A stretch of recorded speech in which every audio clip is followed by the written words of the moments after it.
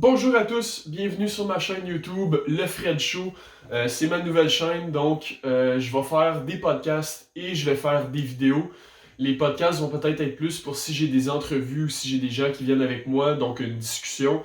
Les vidéos, ça va être plus rapide, ça va être des capsules informatives sur l'actualité.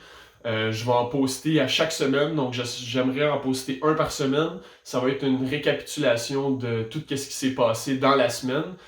Au niveau de l'actualité. Donc, que ce soit mondial, régional, national, ça se passe ici, ailleurs, que ce soit sur le web ou une situation réelle, je vais en parler. Donc, voilà, il va y avoir 3 segments à ces vidéos-là. Donc, il va y avoir l'introduction, comme en ce moment.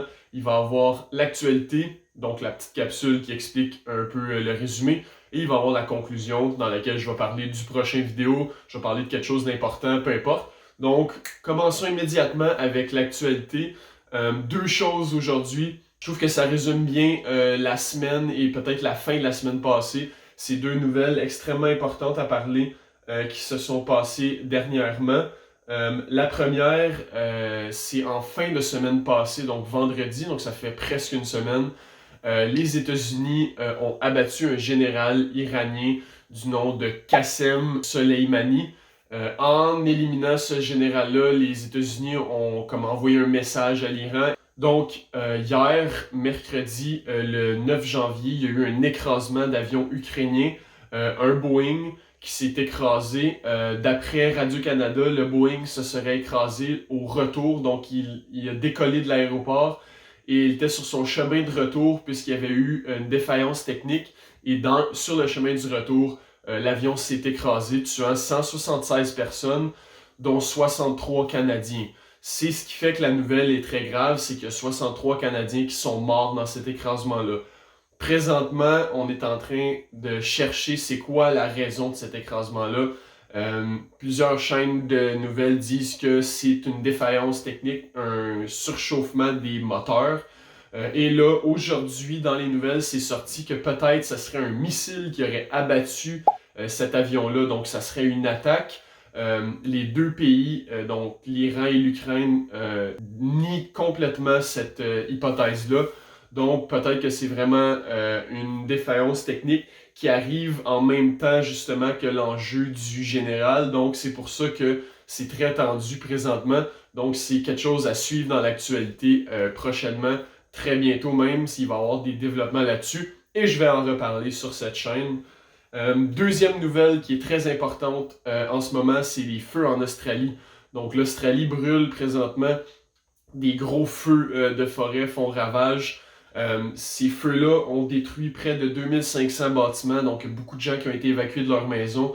Ça a tué environ 25 personnes, donc on envoie les souhaits aux familles. On espère juste que ces feux-là vont être contrôlés rapidement.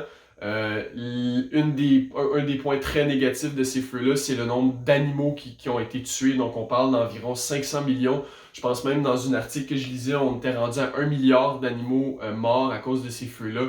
L'Australie est très riche pour ses écosystèmes et justement ses animaux.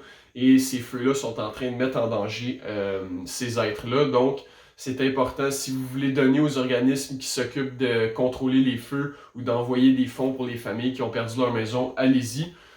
Donc, c'est aussi quelque chose à suivre. Ça fait plusieurs mois que ces feux-là font ravage. On a vu aussi en 2019 l'Amazonie qui brûlait.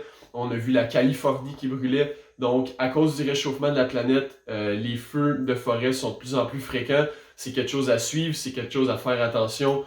Et voilà, je vais reparler de ça dans mon prochain vidéo. Aussi, en ce moment, c'est le CES 2020. Donc, c'est la convention où toutes les compagnies montrent leurs nouvelles technologies. Toutes les compagnies lancent un peu leurs prototypes. Ils montrent au monde c'est quoi sur quoi ils travaillent, qu'est-ce qu'ils vont sortir bientôt. Et il y a eu deux choses que j'ai trouvées très intéressantes dans cette convention-là. Ces deux choses-là concernent Sony. Sony ont annoncé deux choses, dont un prototype.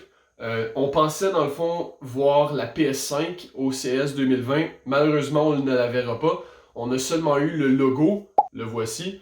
Le logo de la PS5 qui est le même que la PS4. Donc pas de gros changements à ce niveau-là, mais on a le logo, c'est déjà ça. Peut-être qu'on va voir l'annonce dans les prochains mois. On est au début de l'année, ça ne m'étonnerait pas. Et ils ont annoncé une voiture. C'est un prototype d'une voiture électrique. La voici. Je trouve que le design est super. Je trouve que c'est une très bonne idée de voir Sony sortir une voiture. Je trouve que c'est vraiment intéressant. Peut-être qu'on va voir d'autres compagnies comme Samsung ou comme Apple. Je sais qu'il y avait déjà eu des projets de leur côté de voiture. Je sais que du côté de Google, ils développaient une voiture qui se conduit toute seule.